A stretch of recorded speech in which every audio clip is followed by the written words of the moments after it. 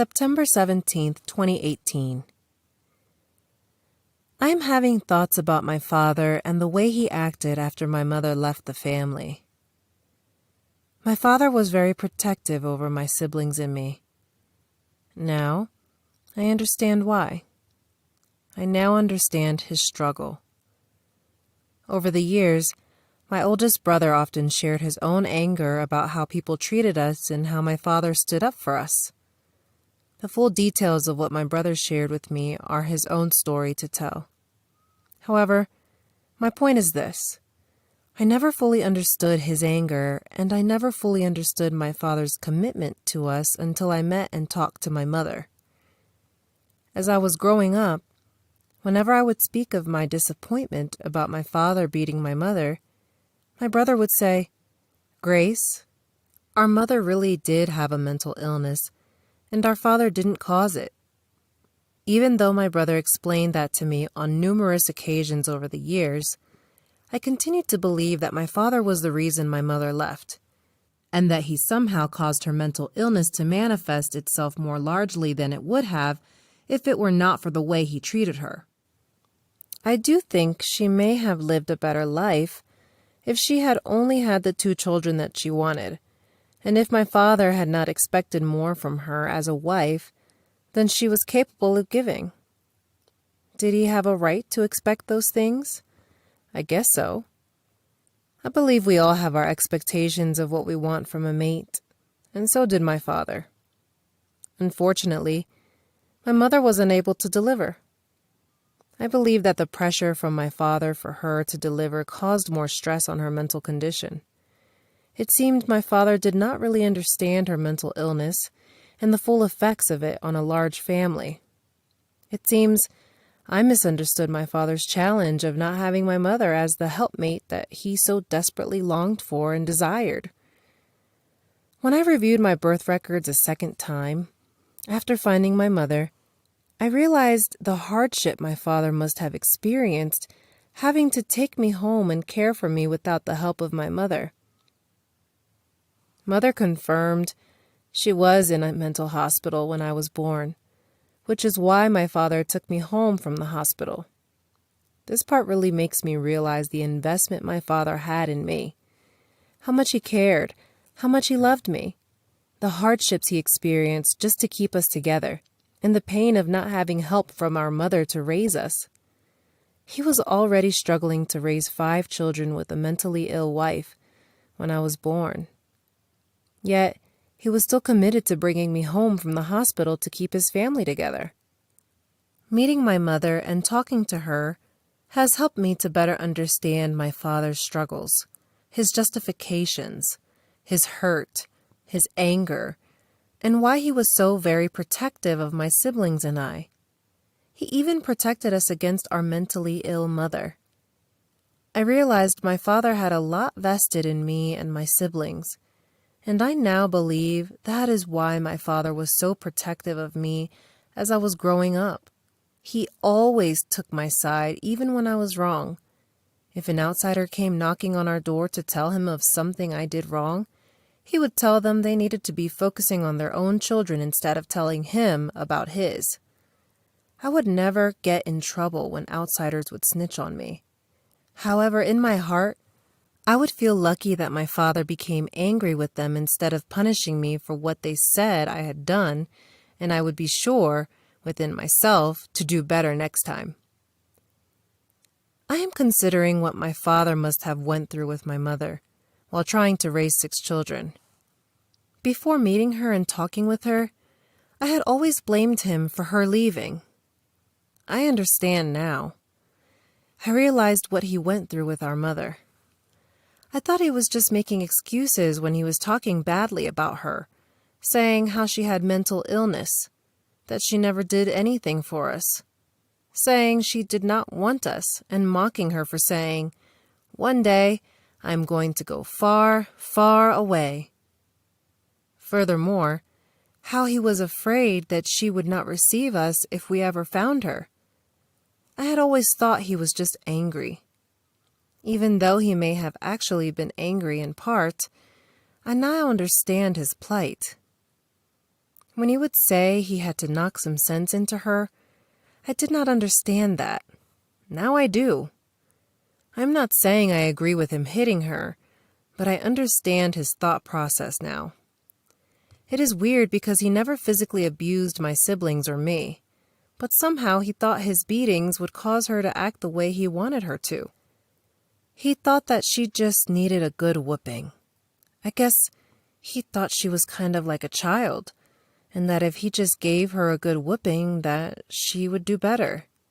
Obviously, that did not work.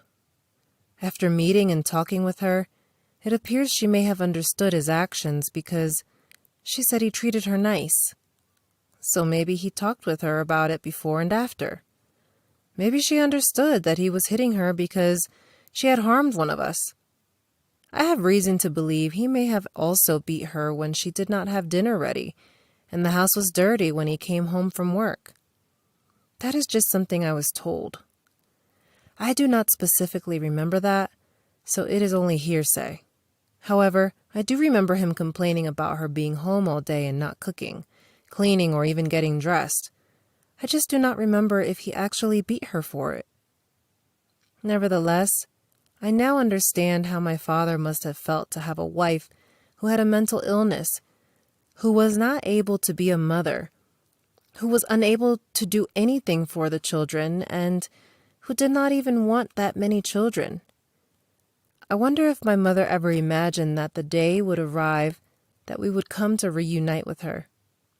Well, that day came, and I am thankful because she finally received us after our very long trip. We had sacrificed way too much to go there to reunite with her, for her to proclaim she did not know who we were. After she finally accepted us, she said she loves family. I guess a part of her wants family, but a part of her has become satisfied with not having us. The fact that she does not want to come live closer, and the fact that she never initiates phone calls to us, reminds me of how she did not want us back then. It makes me feel like she still does not want us now. She may or may not feel that way, but that is how I feel. However, I am still not sure if the words, "Your mother does not want you," were the best thing for my father and grandmother to say to me as a 2-year-old child, even if it may have been the truth. Perhaps something like, "Your mother has a mental illness. She does not know how to love you, and she is not able to take care of you," would have been a better way to tell me. Either way, I would have felt hurt, so I am not sure if a different wording would have decreased the rejection I felt for most of my life. Now that I truly understand my father did not in any way cause my mother's mental illness, I am guessing it is simply hereditary because her birth mother had a mental illness. One of my sisters has the exact same mental illness too. My father never told my sister she had an illness, and he never sought treatment for her. He just always treated her as if she was very special. I believe he thought he could just be nice to her and she would be okay. His plan did not work. The last time I saw my sister, she was in denial about having a diagnosed mental illness. Therefore, she was not taking any medication to relieve her very serious symptoms. My feelings still remain mixed. Should I call my mother again?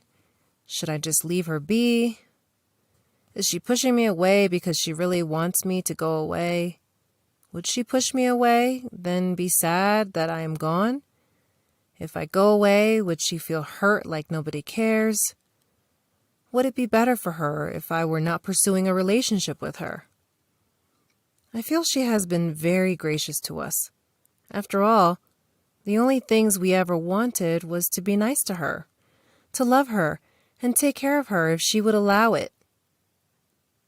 On another note, I still want to know what her life was like before she ended up living there.